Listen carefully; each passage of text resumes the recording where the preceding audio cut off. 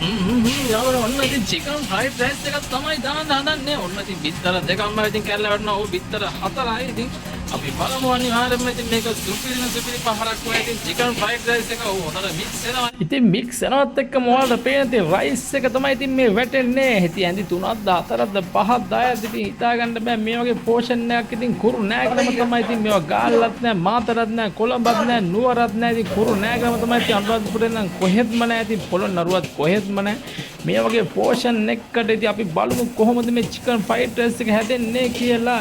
ඉතින් හොඳ මික්ස් වෙල් එකක් තමයි මලයා දාන්නේ. බලමු. ඔව් මේ තමයි රසගෙන අයිටම්. ඉතින් මේවා රය වගේ තමයි ඉතින් chicken fried rice එක රසගෙන ඉතින් ඕනම හොටල් එකක ඉතින් මේ රසගෙන අයිටම් දානවා ඒක අනිවාර්යයි ඉතින්.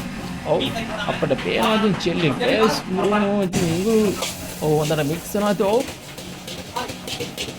ඔව් ඉතින් අපිට පේනවා ඉතින් ලුණු වැටෙනවා ඉතින් ඔව්.